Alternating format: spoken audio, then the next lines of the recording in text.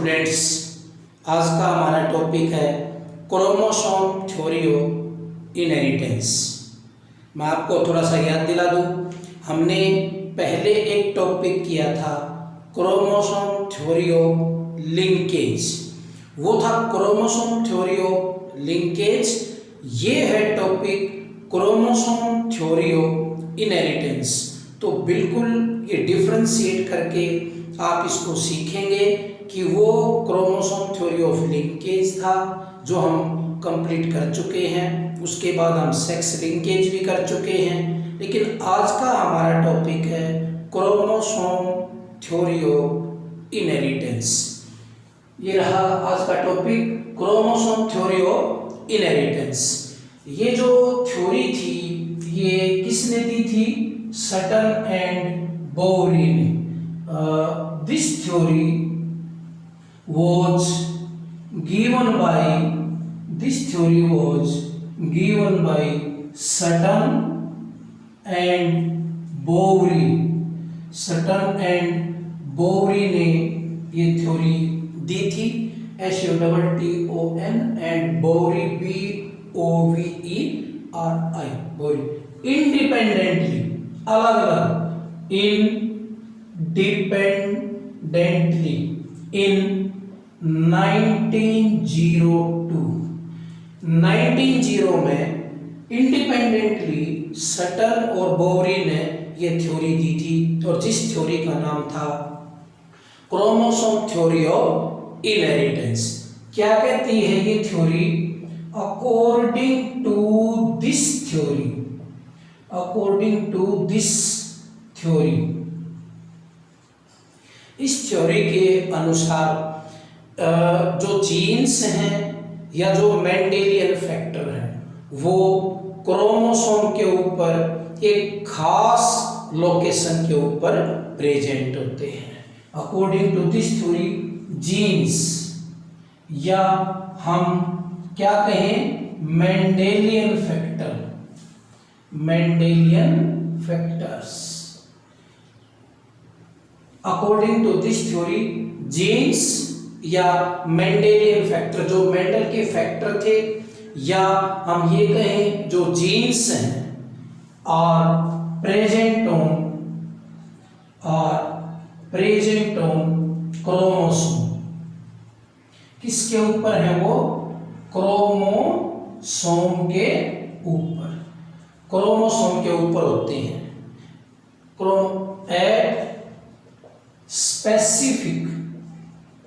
At specific locus. तो बहुत सारे जीन हैं तो बहुत सारी उनकी पोजीशन होगी, तो इसको प्लूरल बना देते हैं स्पेसिफिक लोसाई। इस थ्योरी का ये मुख्य आधार था, मुख्य बेस क्या था इस थ्योरी का, कि ये जो मेंडेलियन फैक्टर हैं या जो जीन हैं ये क्रोमोसोम के ऊपर ही किसी खास लोकेशन के ऊपर प्रेजेंट होते हैं, और वो क्रोमोसोम ही हैं जो एक पीढ़ी से दूसरी पीढ़ी में जाते रहते हैं। यानी कि जो ये जीन जाते हैं या जो मेंडेलियन फैक्टर जाते हैं एक पीढ़ी से दूसरी पीढ़ी में, वो एक्चुअली में क्रोमोसोम ही जाते हैं अगली पीढ़ी में। क्यों? क्योंकि ये जीन या मेंडेलियन फैक्टर क्रोमोसोम के ऊपर प्रेजेंट होते हैं। This theory state that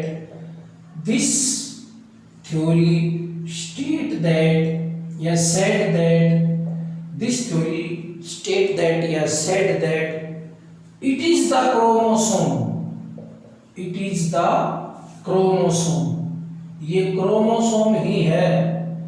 It is the chromosome which carry, जो लेके जाता है क्या?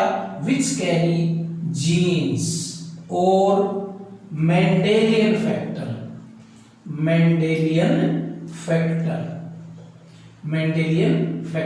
from one generation to next, from one generation to next। ये इसका मुख्य आधार था, क्योंकि जो मेंडेलियन फैक्टर हैं या जो अलील्स हैं वो मेंडल के अनुसार एक पीढ़ी से दूसरी पीढ़ी में जाते थे और वो ट्रेट को रेगुलेट करते थे। बट स्टर्नबर्ग का भी यही कहना था कि ये जीन जाते तो हैं एक पीढ़ी से दूसरी पीढ़ी में, ये फैक्टर जाते तो हैं, बट ये जीन और फैक्टर कहाँ हैं, ये क्रोमोसोम के ऊपर एक खास पोजीशन में है। अब जब क्रोमोसोम एक पीढ़ी से दूसरी पीढ़ी में जाएंगे तो ऑब्वियसली इनके ऊपर जो प्रेजेंट जीन है वो भी उनके साथ ही एक पीढ़ी से दूसरी पीढ़ी में जाएंगे। तो दोनों की जो बात थी वो लगभग सिमिलर थी, सेम थी। उनका भी यही कहना था कि जो मेंडेलियन फैक्टर हैं, जो जीन्स हैं, वो एक पीढ़ी से दूसरी पीढ़ी में जाते हैं और ऑफस्प्रिंग्स के अंदर ट्रेट को कंट्रोल करते हैं। उसी प्रकार इनका ये कहना था कि जो एक पीढ़ी से दूसरी पीढ़ी में जो जीन जाते हैं एक्चुअली वे जीन क्रोमोसोम के ऊपर है। तो क्रोमोसोम एक पीढ़ी से दूसरी पीढ़ी में जाएंगे तो जीन तो अपने आप एक पीढ़ी से दूसरी पीढ़ी में जाएंगे। तो ये मुख्य आधार था क्रोमोसोम थ्योरी ऑफ इनहेरिटेंस का। तो इन सब बातों को मिला के क्या पाया गया कि जो मेंडेलियन फैक्टर के द्वारा जो इनहेरिटेंस बताई जाती है या क्रोमोसोम थ्योरी ऑफ इनहेरिटेंस बताई जाती है वो लगभग सिमिलर है। उनमें बहुत ज़्यादा पैरेललिज्म है, बहुत ज़्यादा पैरेललिज्म और जो सिमिलरिटी है दोनों का जो बताने का जो अंदाज है वो सेम है कि एक पीढ़ी से दूसरी पीढ़ी में किस तरीके से ये इनहेरिटेंस का प्रोसेस होता है। तो हमारे जैसे नेक्स्ट टॉपिक हम देखें कि क्या पैरेललिज्म है दोनों के बीच में, जो chromosome theory of inheritance and Mendelian factor के बीच में। तो ये खास इंपॉर्टेंट टॉपिक पैरेललिज्म बिटवीन किस किस के बीच में, parallelism between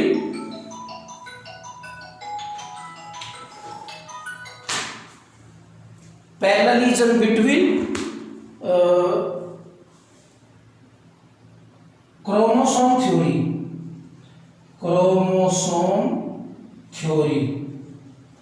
of inheritance and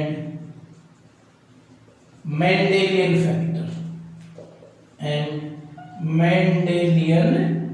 factor ये हेडिंग है। क्या?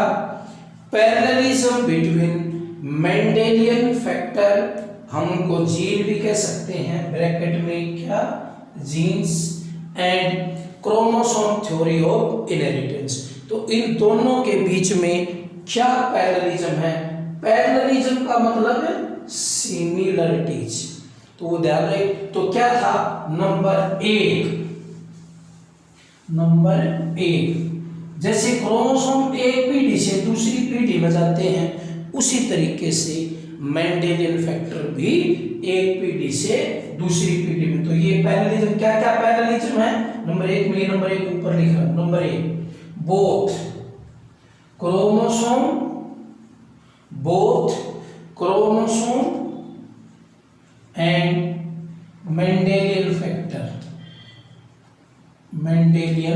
फैक्टर्स, ब्रैकेट में क्या लिख सकते हैं? Genes, inherit from one generation to next, एक पीढ़ी से दूसरी पीढ़ी में क्रोमोसोम भी जाते हैं और मेंडेलियन फैक्टर भी जाते हैं। तो ये दोनों के बीच में क्या हुई? सिमिलरिटी हुई। यही तो पढ़ रहे हम, पैरेललिज्म। दूसरा, इन diploid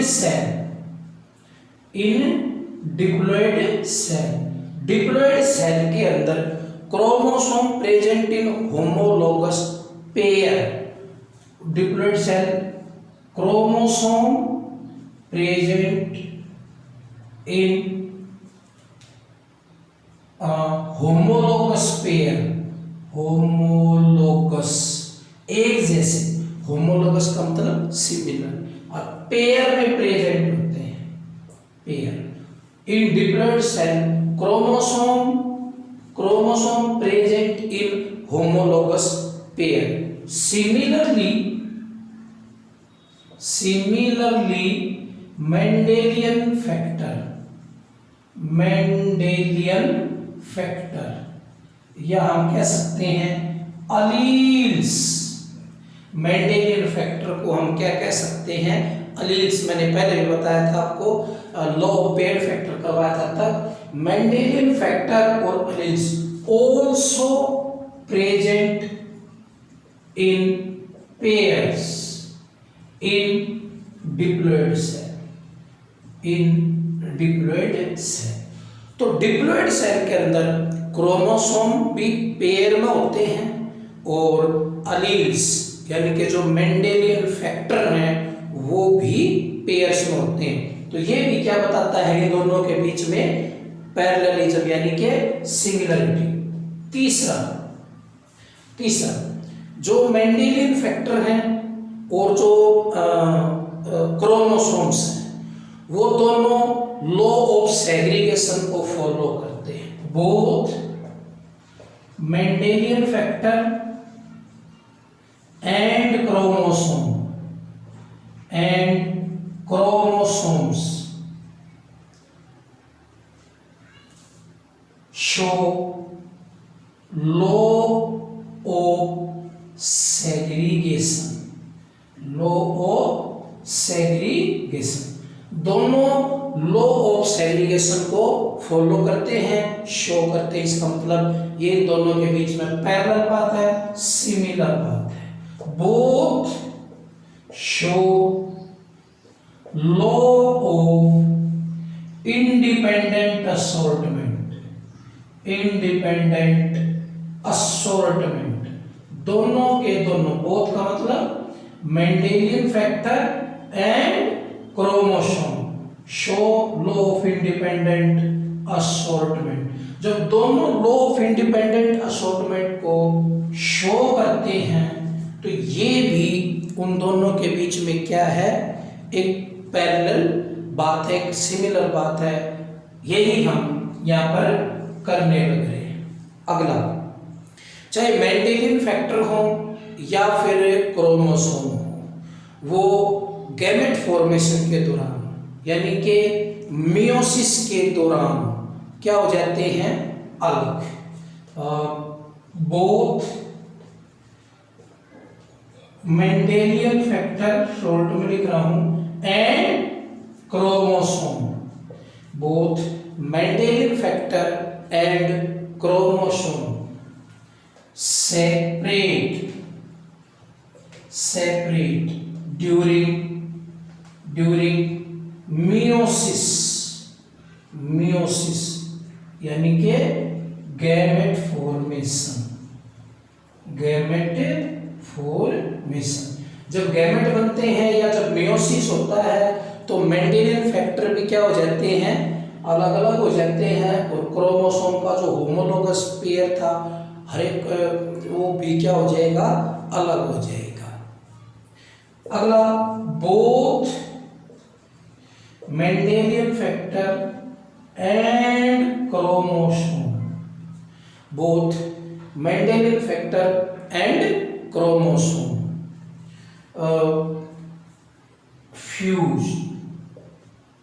fuse during fertilization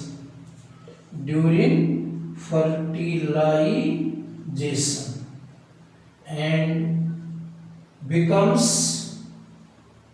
diploid in zygote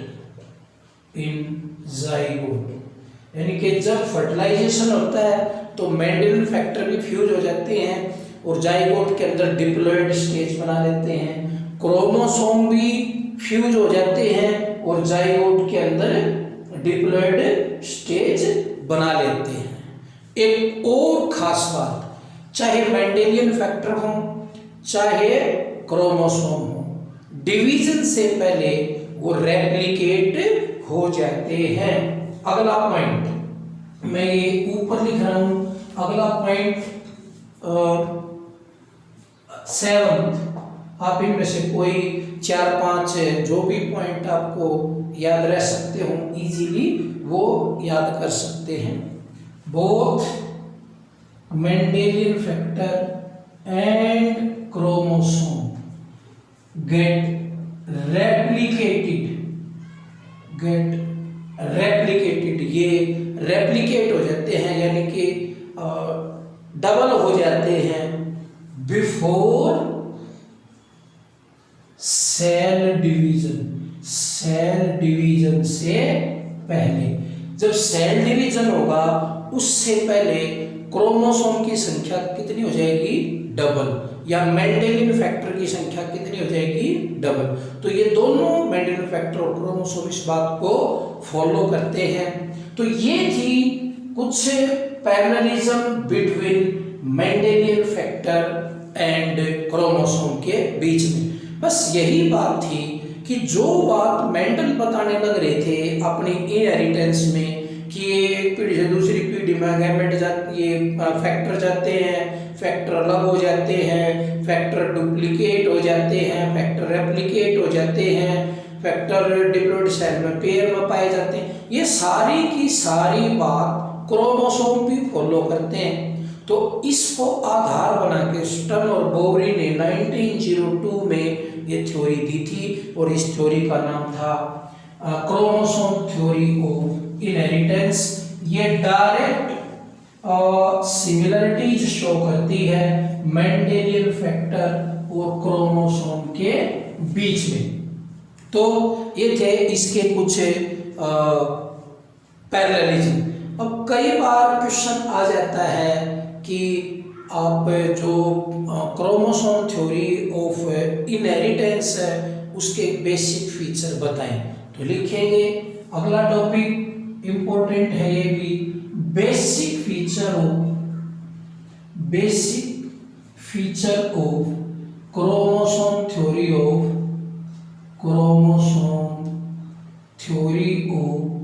inheritance. Chromosome theory of inheritance हमने basic feature of sex linked inheritance की भी की थी, हमने basic feature chromosome theory of linkage के भी किए थे, और आज हम basic feature of chromosome theory of inheritance भी करने लग रहे हैं। तो इन तीनों थ्योरीज में आप कंफ्यूजन नहीं रखेंगे, अदरवाइज नुकसान उठाना पड़ सकता है एग्जाम के अंदर। तो नंबर ए, इस थ्योरी का जो मुख्य बेसिक फीचर क्या था, जो ये गैमेट्स हैं ये one generation and next generation के बीच में कड़ी का काम करते हैं, एक ब्रिज का काम करते हैं। तो लिखेंगे gametes act as bridge, BRIDGE, gamete act as bridge between one generation and next generation, one generation and next generation. तो ये दो जनरेशन के बीच में एक कड़ी का काम, एक ब्रिज का काम करते हैं, क्या? गैमेट्स। ठीक है। दूसरा, जो गैमेट्स हैं यानी कि बोथ गैमेट्स, चाहे मेल गैमेट और फीमेल गैमेट की बात कर रहे हैं हम यहाँ, वो इक्वली कंट्रीब्यूट करते हैं जो ट्रेट्स हैं प्रोजेनी के नेक्स्ट जनरेशन के उसके अंदर। तो बोथ गैमेट्स मैं लिख भी देता हूं ब्रैकेट में, sperm and egg equally contribute, ये ध्यान रखें, equally contribute in inheritance of trait, inheritance of trait in progeny, in progeny. जो प्रोजेनी के अंदर जो ट्रेट है उनका जो इनहेरिटेंस है, उस इनहेरिटेंस में यानी कि जो नेक्स्ट जनरेशन है उसके अंदर जो ट्रेट आए हैं वो equal contribution of both type of gametes के कारण आए हैं, यानी कि स्पर्म और एग के कारण आए हैं। तीसरा ये कहते हैं ये जो दोनों गैमेट्स हैं फर्टिलाइजेशन के दौरान क्या हो जाते हैं, फ्यूज हो जाते हैं। Both gametes fuse and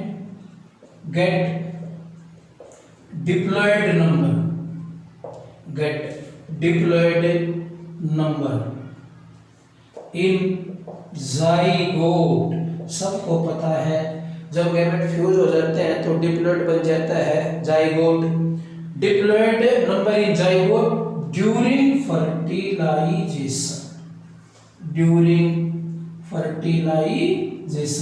fertilisation के दौरान ही गैमेट्स क्या करते हैं, फ्यूज करते हैं।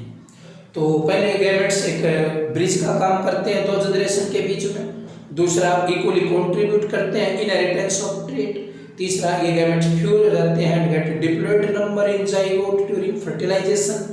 और कुछ से अब देखो यानी कि अब न्यूक्लियस के अंदर क्या है, न्यूक्लियस के अंदर गैमेट के अंदर न्यूक्लियस है, न्यूक्लियस के अंदर क्रोमोसोम है and chromosome must carry hereditary information.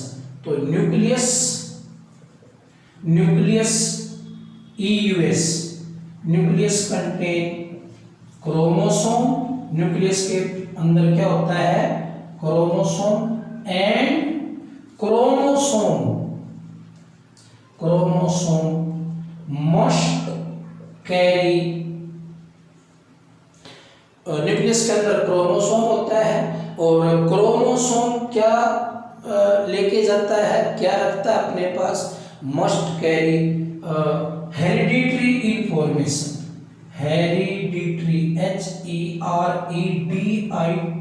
HEREDITORY, hereditary information, यानी कि एक पीढ़ी से दूसरी पीढ़ी में जाने वाली जो इंफॉर्मेशन होती है उसको हेरिडिटरी इंफॉर्मेशन कहते हैं। वो किसके अंदर है, क्रोमोसोम के अंदर, और क्रोमोसोम किसके अंदर है, न्यूक्लियस के अंदर, और न्यूक्लियस किसके अंदर है, गैमेट सेल के अंदर। और गैमेट फ्यूज फर्टिलाइजेशन के दौरान होते हैं, अब उसका भी गैमेट, तो दोनों तरीके की जेनेटिक इंफॉर्मेशन आगे जाएगी यानी कि नेक्स्ट जनरेशन में, ठीक है। Nucleus, each chromosome has definite shape, structure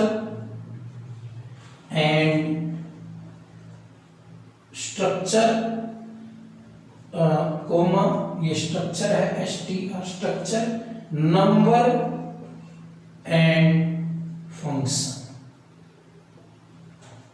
her chromosome का जो शेप है, जो स्ट्रक्चर है, जो नंबर है और जो फंक्शन है वो क्या है, definite. Like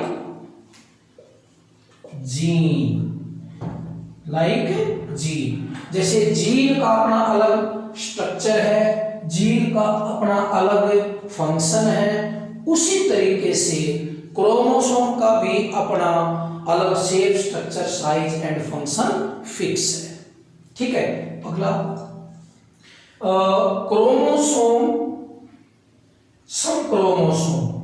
some you can say specific chromosome,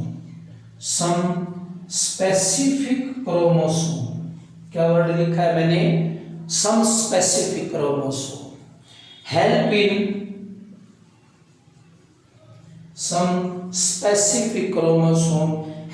determination of sex,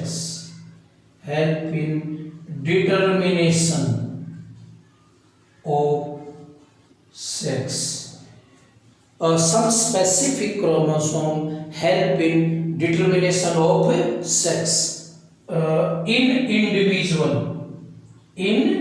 individual, individual के अंदर कुछ क्रोमोसोम सेक्स डिटरमाइन करने में मदद करते हैं, called sex chromosome.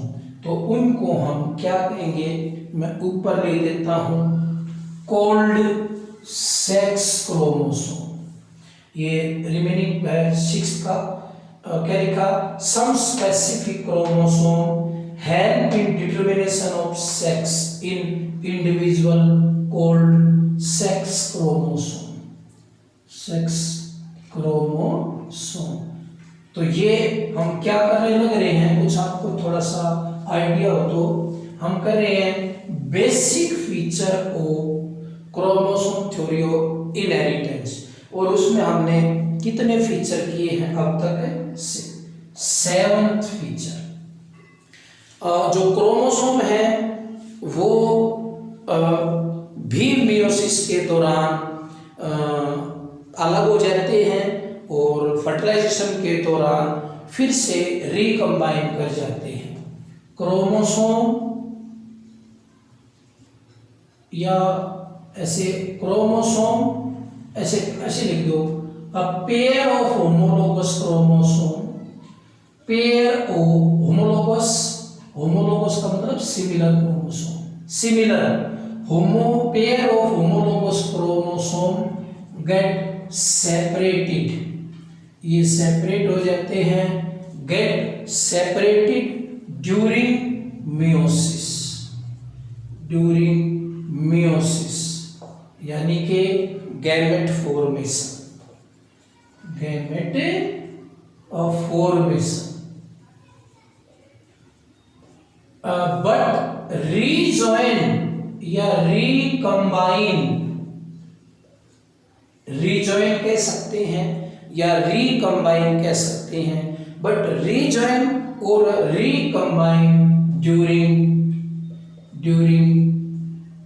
fertilization in zygote, during fertilization in zygote, fertilization in zygote। तो ये थे जो क्रोमोसोम थ्योरी ऑफ इनहेरिटेंस उसके कुछ बेसिक फीचर। ठीक है, अब हम करते हैं contribution of T H. Morgan in genetics. अगला टॉपिक है हमारा contribution of T H. Morgan, contribution of T H. Morgan in genetics. Contribution, जो contribution of T H. Morgan, T H. Morgan in genetics. जैसे कि हमने आपको कंट्रीब्यूशन ऑफ जी.जे. मेंडल बताया था जेनेटिक्स में, उसी तरीके से हम कंट्रीब्यूशन ऑफ टी.एच. मॉर्गन बता रहे हैं जेनेटिक्स के अंदर। थॉमस हंट मॉर्गन, ये क्या था, father of experimental genetics, experimental genetics. जो एक्सपेरिमेंटल जेनेटिक्स है, एक्सपेरिमेंटल जेनेटिक्स का फादर कौन, T H. Morgan. Also Nobel prize winner, Nobel prize winner, ये इसने नोबल प्राइज भी जीता था 1933 के अंदर। तो एक्सपेरिमेंटल जेनेटिक्स का फादर और Nobel prize winner.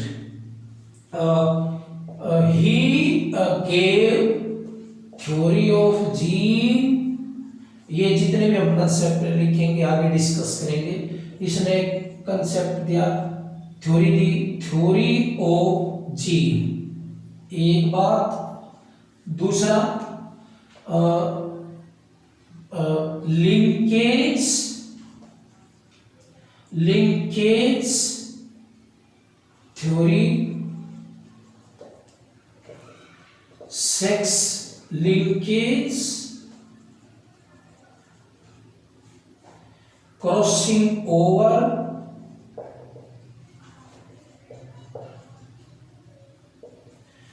Chris cross inheritance,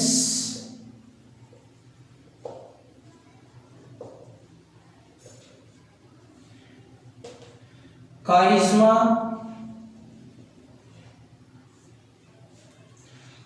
और type hypothesis,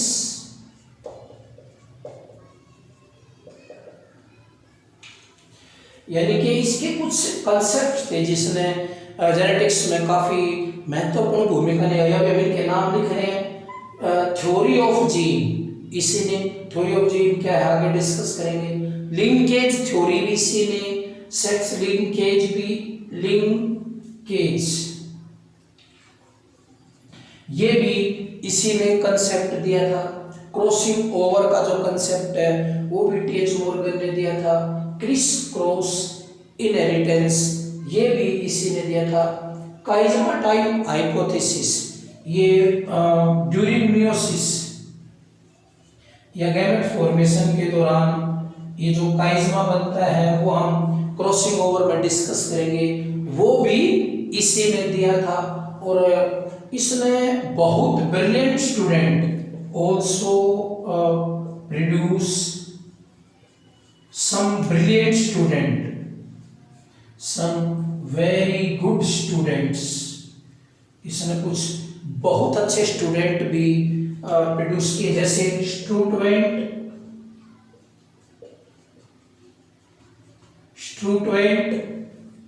bridge, BRITGE bridge,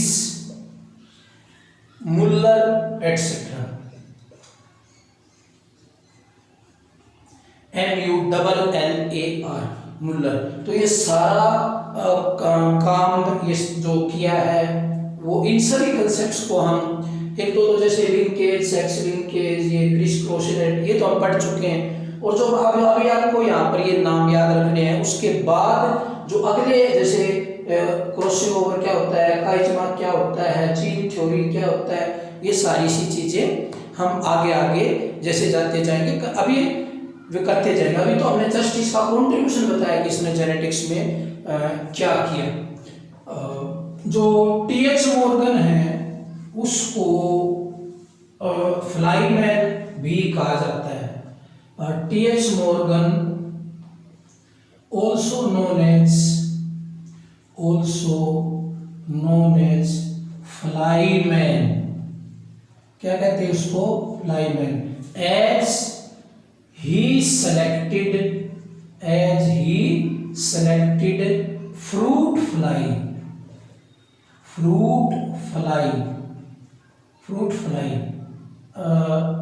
as his experimental material,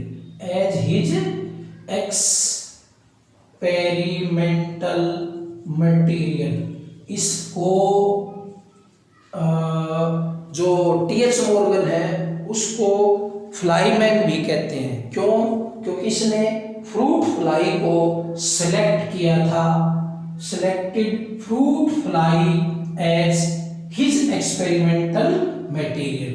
इसने अपने एक्सपेरिमेंटल मटेरियल के रूप में किसको सिलेक्ट किया था, फ्रूट फ्लाई को, फ्रूट फ्लाई, इसलिए इसको क्या कहते हैं, फ्लाईमैन। ठीक। He also gave the concept of linkage map,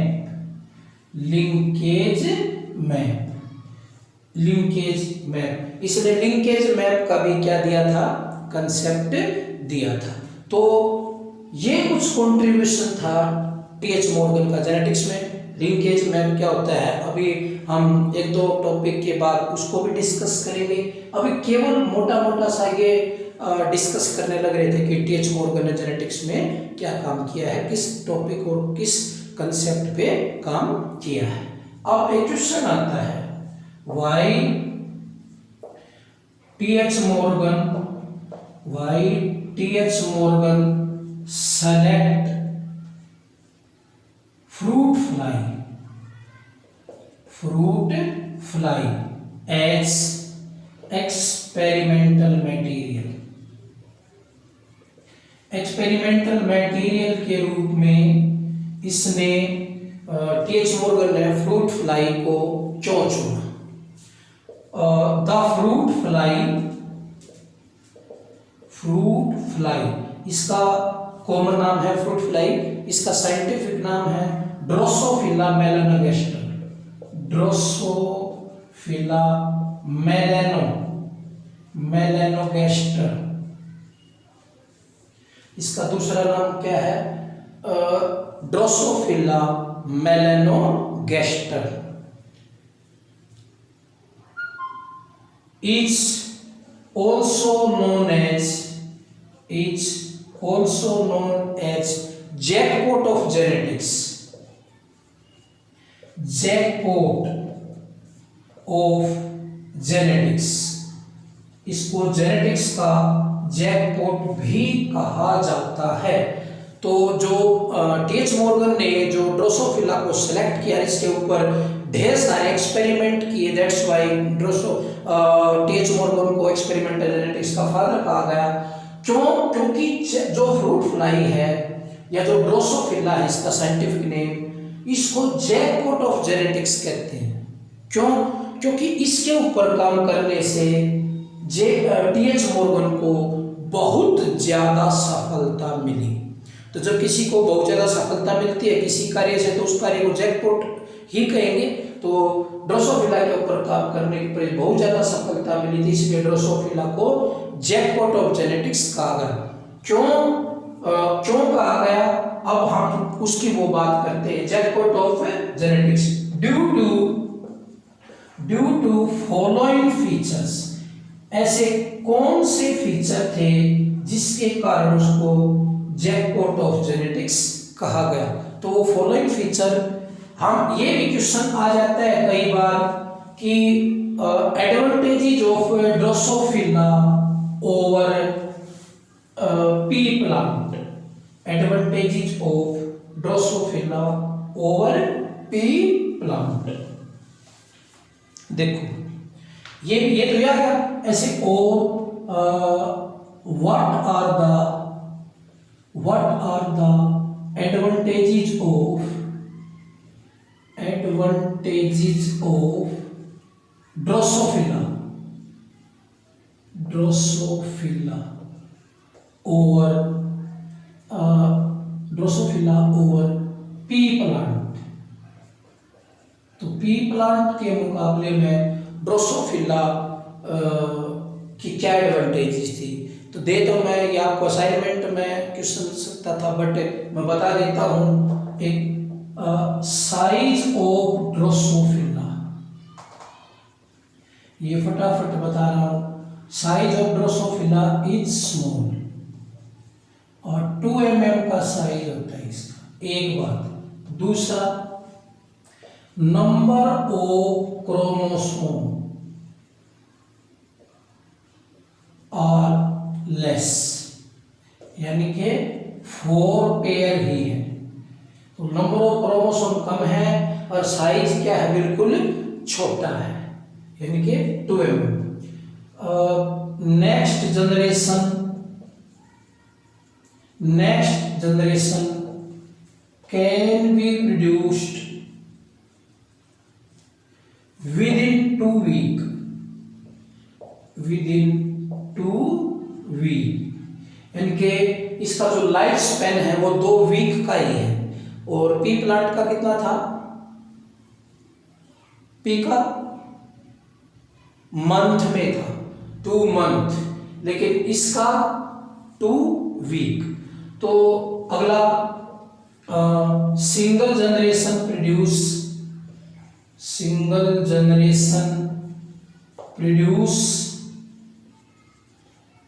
thousands of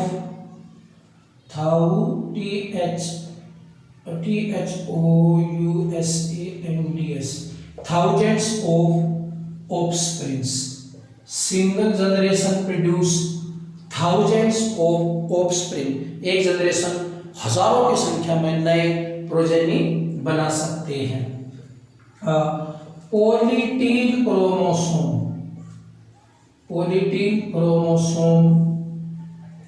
present in present in salivary gland, present in salivary gland. एक क्रोमोसोम होता है, उसका नाम पॉलीटीन क्रोमोसोम है, इसकी सलेवरी ग्लैंड में प्रेजेंट होता है। Show any abnormality, any abnormality, अगर किसी प्रकार की ड्रोसोफिला में एबनॉर्मलिटी है तो वो पॉलीटीन क्रोमोसोम के माध्यम से पता लगाई जा सकती है। पॉलीटीन क्रोमोसोम एक विशेष प्रकार का क्रोमोसोम है जो सलेवरी ग्लैंड के अंदर पाया जाता है। अगला, male and female can be, male and female can be easily distinguish, easily distinguish, male और फीमेल को आसानी से डिस्टिंग्विश किया जा सकता है।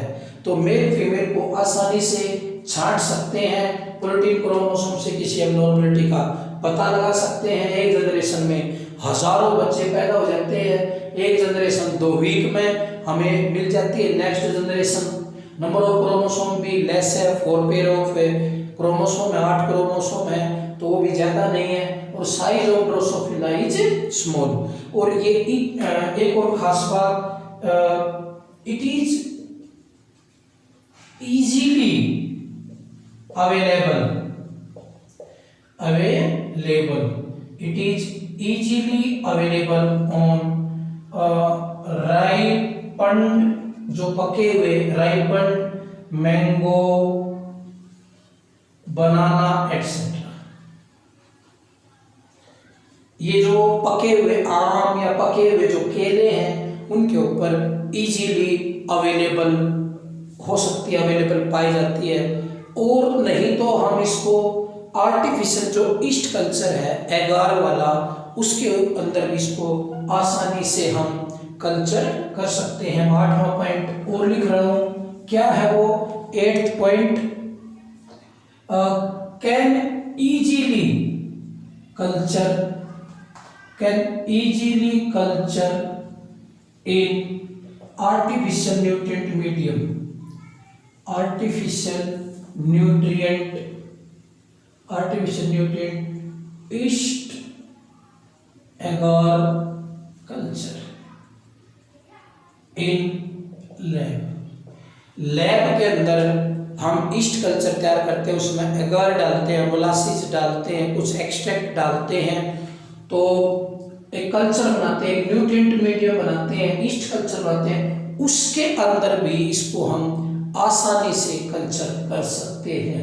तो इतनी सारी एडवांटेजेज होने के कारण इसने जेनेटिक्स में बहुत सारे राज खोले, बहुत सारे भेद खोले, इसलिए इसको जेनेटिक्स का जैकपॉट कहा जाता है। क्योंकि काम तो बहुत सारे पी प्लांट के ऊपर भी एक्सपेरिमेंट तो बहुत किए गए थे, बट उससे कहीं ज़्यादा जो फाइंडिंग्स जो दी हैं ड्रोसोफिला ने वो सराहनीय हैं। तो इसको जैकपॉट ऑफ जेनेटिक्स कहा जाना भी उचित है। तो नेक्स्ट लेक्चर में हम नेक्स्ट टॉपिक के साथ हाजिर होंगे। तब तक के लिए इसको पढ़ें, समझें, कोई प्रॉब्लम हो तो मैसेज करें। ओके।